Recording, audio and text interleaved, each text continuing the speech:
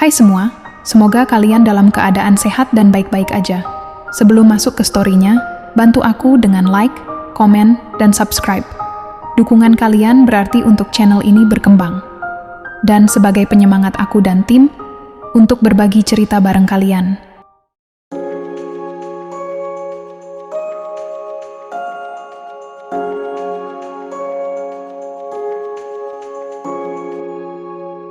Yang paling menyakitkan bukan kehilangan, tapi disia-siakan oleh orang yang dulu kita dukung mati-matian, orang yang kita perjuangkan dari nol.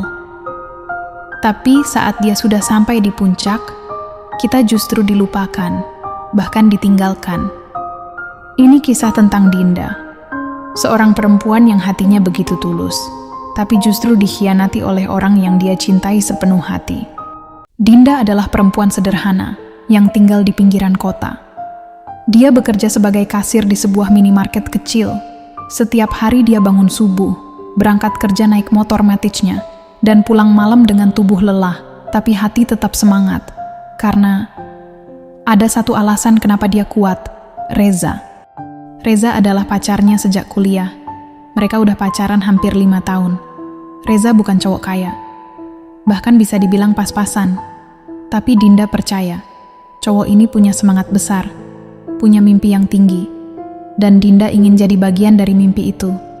Setiap malam mereka suka ngobrol, tertawa bersama di rumah kontrakan Reza.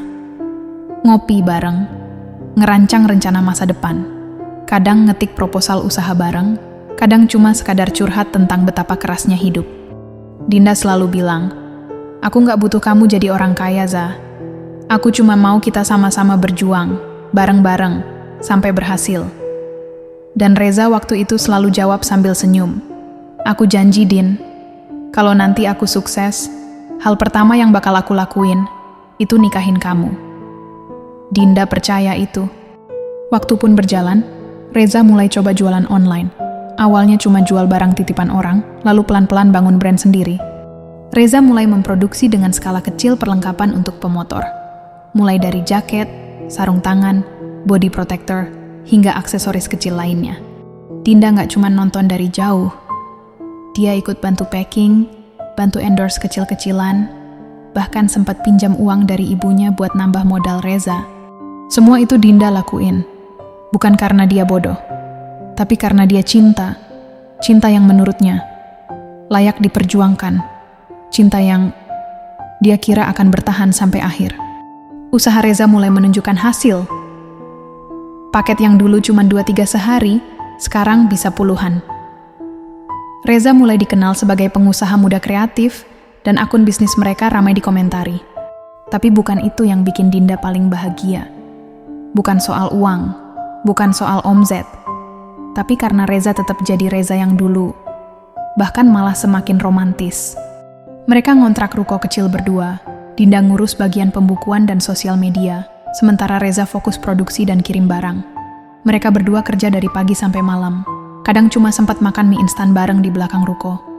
Tapi Dinda nggak pernah merasa kekurangan. Karena ada cinta yang selalu hadir di setiap tawa, peluh, dan pelukan kecil saat lelah datang. Reza juga nggak berubah. Setiap pagi, dia nyiapin kopi buat Dinda. Setiap malam, dia ngusap kepala Dinda dan bilang, "Makasih ya, udah tetap di sini. Aku nggak tahu bisa kayak gini kalau bukan karena kamu." Dinda pun balas senyum karena hatinya merasa penuh.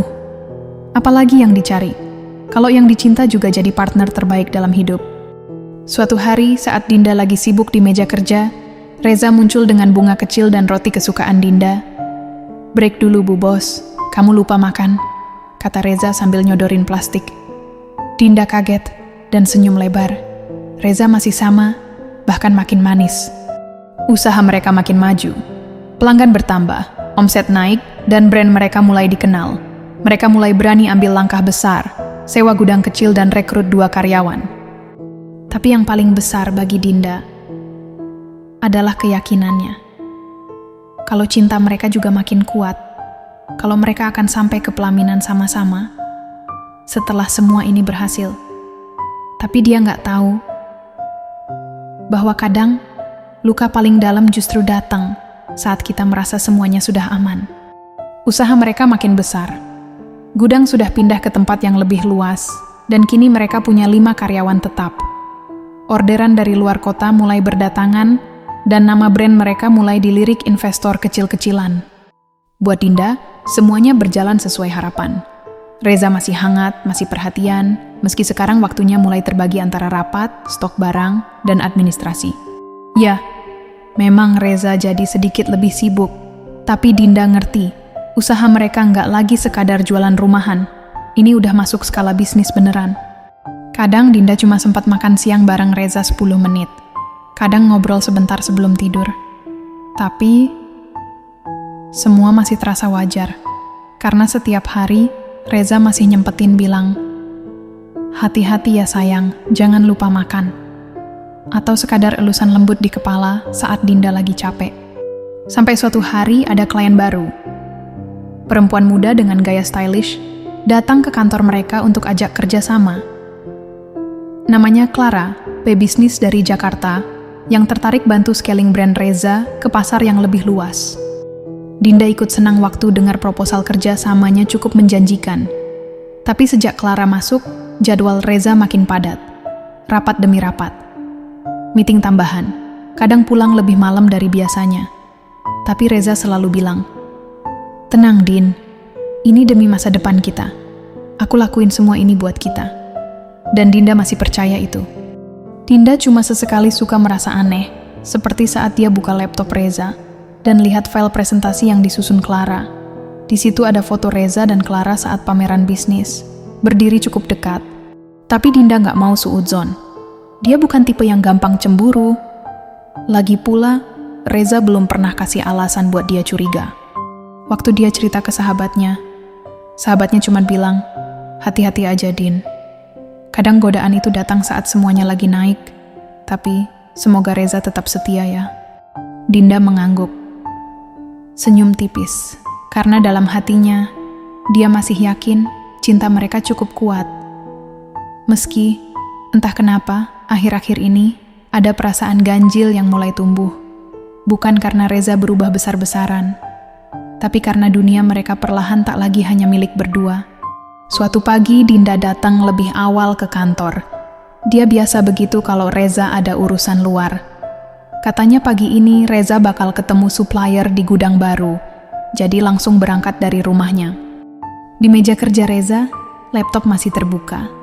Dinda bantu ngecek laporan harian dan menyiapkan materi untuk karyawan. Tapi saat dia mau beresin meja, ponsel Reza yang ketinggalan di laci tiba-tiba berbunyi. Layar ponsel menyala. Nama yang muncul cukup familiar. Clara, perempuan klien yang akhir-akhir ini sering kerja bareng Reza. Pesannya singkat. "Jangan lupa dinner malam ini ya. Aku udah reservasi tempatnya." "Kok dinner?" "Karena Reza bilang malam ini dia mau ke rumah Dinda buat bantuin ibunya persiapan acara keluarga." Dinda sempat berpikir, oh mungkin dinner bisnis. Tapi emoji senyum dan tanda titik 2 tutup kurung itu seperti ucapan dari seseorang yang dekat, terlalu dekat. Dia nggak bilang apa-apa soal ini.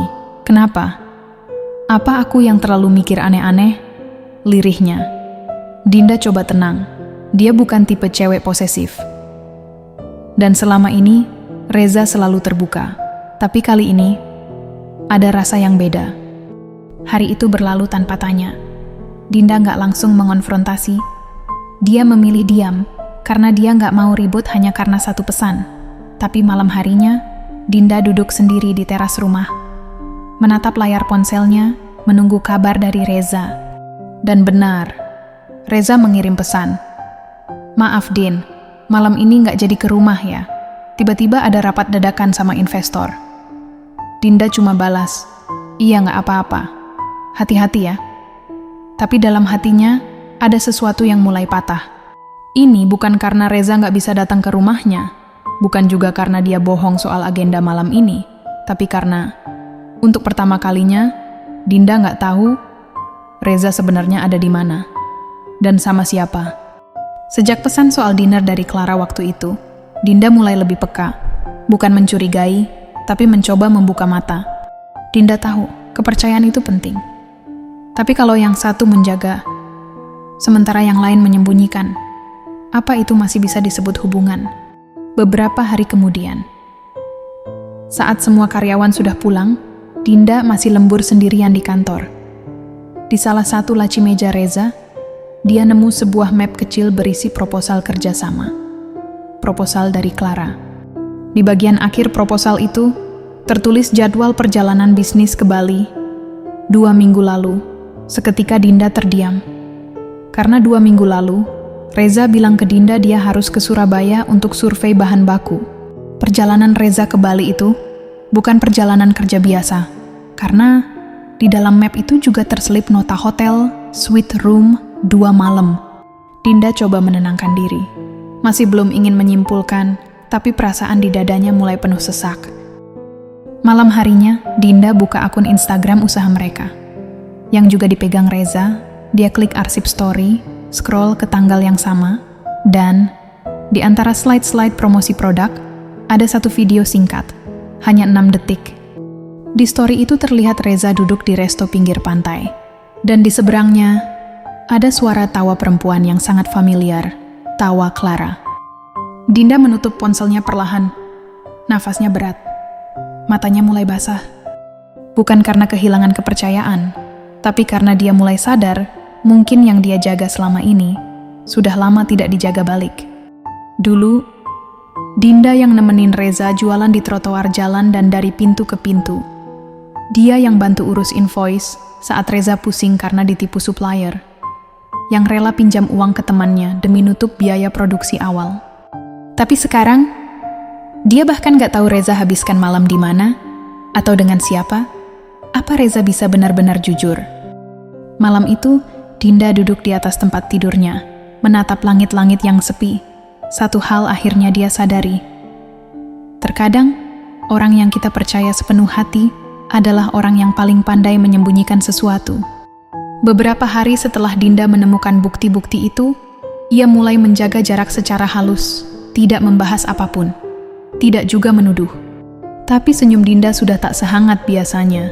Suaranya lebih pendek, dan matanya menyimpan keraguan yang sulit ia sembunyikan. Tapi justru saat itulah Reza berubah lagi. Sore itu, saat Dinda sedang duduk sendiri di kafe dekat kantor, Reza muncul dengan senyum lebar dan bunga mawar merah di tangannya. Dan Reza bilang, "Maaf ya, akhir-akhir ini aku kayak jauh. Aku ngerasa kita butuh waktu bareng." Dinda diam, kaget, bingung, tapi juga lega. Reza duduk, genggam tangannya erat, pandangan matanya hangat, dan untuk pertama kalinya dalam beberapa minggu, Dinda merasa seperti pacarnya yang dulu. Malam itu, mereka makan malam bersama, ngobrol tentang masa depan, tertawa kecil mengenang awal merintis bisnis. Reza bahkan sempat bilang, "Aku masih pingin kamu yang temenin aku sampai tua. Aku gak pernah mikir yang lain." Dinda menatap wajah itu. Wajah yang dia cintai bertahun-tahun. Lelaki yang dulu pernah ia peluk saat sama-sama gak tahu mau makan apa besok. Lelaki yang dulu dia pegang tangannya saat mereka diusir dari ruko pertama. Dinda sempat berpikir, apa mungkin semua cuma salah paham? Apa mungkin Clara memang cuma partner kerja dan aku terlalu sensitif? Reza kembali sering mengantar jemput Dinda, sering kirim pesan-pesan kecil di pagi hari, sering nanya, "Udah makan belum?" Dan Dinda pelan-pelan membuka hatinya lagi. Manusia memang gampang luluh oleh perhatian, apalagi kalau perhatian itu datang dari seseorang yang pernah jadi alasan semangat hidup. Dan malam itu, saat Reza menatapnya dan berkata, "Aku gak akan kemana-mana. Kamu selalu jadi rumah buat aku." Dinda kembali percaya bahwa cinta mereka belum benar-benar hancur. Walau jauh di sudut hatinya, ada bisikan kecil yang masih bergetar. Apa ini tulus atau hanya pengalih sementara? Beberapa minggu terakhir, semuanya terasa normal kembali, bahkan lebih dari sekadar normal. Reza jadi sosok yang lebih hangat, lebih perhatian, dan lebih romantis. Dinda hampir percaya bahwa semua kecurigaan kemarin hanyalah kesalahpahaman, bahwa Reza memang masih jadi Reza yang dulu, yang jatuh bangun bersamanya dari nol. Tapi satu malam, semuanya kembali runtuh karena satu hal yang tak sengaja terlihat. Reza malam itu bilang dia lagi meeting di restoran bareng klien, dan dia lupa bawa dokumen penting yang harus ditandatangani malam itu juga. Dinda, tanpa banyak tanya, langsung menuju kantor untuk ambil dokumennya dan memutuskan untuk menyusul Reza ke restoran tempat meeting itu. Dia tahu tempatnya, karena beberapa kali pernah diajak makan bareng klien di sana. Tapi saat sampai di depan restoran, Dinda justru melihat pemandangan yang menghentikan langkahnya. Di dalam, Reza duduk berdua. Bukan dengan klien pria, bukan dengan tim kerja, tapi dengan Clara. Perempuan yang dulu hanya disebut sebagai partner bisnis. Perempuan yang tawanya pernah Dinda dengar di story pendek dari Bali. Dan malam itu, tawa itu terdengar lagi, bersama tangan Reza yang menggenggam tangan Clara di atas meja. Dalam hatinya berkata, "Oh, jadi ini yang selama ini kamu tutupi. Jadi semua perhatianmu kemarin, cuma biar aku nggak tanya-tanya lagi." Dinda tak masuk ke dalam. Dia hanya berdiri di luar kaca, menyaksikan semuanya. Sesak di dadanya tak bisa dibendung. Tapi air matanya tak jatuh, karena rasanya terlalu hancur untuk menangis. Malam itu, Dinda pulang sendiri. Dia tak bilang apa-apa ke Reza. Dia juga tak mengirim pesan. Tak bertanya, tak marah, tak menuntut. Karena dalam diam itu, dia tahu semuanya sudah cukup jelas. Bahwa yang ia pertahankan dengan sepenuh hati sudah memilih jalannya sendiri, dengan caranya sendiri. Setelah malam itu, Dinda tidak datang ke kantor selama beberapa hari. Dia butuh waktu untuk dirinya sendiri, untuk berpikir, dan untuk menenangkan hatinya. Reza mencoba menghubunginya, mengirim pesan, menelpon, bahkan mendatangi rumahnya. Dia sampaikan, "Maaf, aku bisa jelasin semuanya. Ini gak kayak yang kamu lihat." Tapi Dinda tahu, kalimat-kalimat semacam itu hanya pembelaan, bukan kejujuran, bukan penyesalan. Dinda mengambil foto lama mereka berdua, waktu masih sama-sama jualan di pinggir jalan, waktu peluh mereka masih jadi satu, waktu mimpi itu masih dibangun bersama, bukan diam-diam dibagi dengan orang lain. Dan saat itulah, Dinda sadar, cinta itu soal perjuangan bersama. Tapi, kalau perjuangan itu hanya dijalani oleh satu orang, itu bukan cinta lagi. Itu hanya pengorbanan yang akhirnya melukai. Beberapa hari kemudian, Dinda datang ke kantor untuk bicara, bukan untuk marah, bukan untuk meminta penjelasan, tapi untuk menyampaikan satu keputusan. Dinda sampaikan, "Makasih kamu udah sempet bikin aku percaya sama cinta. Makasih juga karena pernah ngajak aku berjuang bareng. Tapi kalau sekarang hatimu udah bukan buat aku lagi, aku gak mau maksain itu." Reza terdiam, wajahnya seperti ingin bicara, tapi lidahnya keluh karena dia tahu semua sudah terlambat. Dinda pergi tanpa menangis karena hatinya sudah terlalu kuat untuk dihancurkan lagi. Dia berjalan keluar dari kantor itu, kantor yang dulu mereka bangun bersama. Dan untuk pertama kalinya, dia merasa ringan. Bukan karena kehilangan, tapi karena akhirnya berani melepaskan cinta yang selama ini dia genggam. Setelah hari-hari panjang penuh luka yang ditahan, akhirnya Dinda sampai di titik ini, titik di mana dia nggak lagi menunggu penjelasan, nggak lagi berharap Reza berubah, dan nggak lagi ingin bertahan di hubungan yang hanya dia sendiri yang perjuangkan. Hari itu, Dinda putuskan untuk pergi, bukan dengan tangis atau kemarahan, tapi dengan diam yang tegas. Dia mengirim satu pesan terakhir ke Reza. "Terima kasih sudah pernah jadi bagian penting dalam hidupku. Tapi sekarang, aku harus mulai hidupku sendiri." Tidak ada balasan, dan Dinda tidak butuh itu. Dengan sisa semangat yang masih dia punya, Dinda mulai dari awal lagi. Buka bisnis kecil yang selama ini dia impikan, usaha minuman sehat rumahan, yang pernah dia riset bertahun-tahun lalu.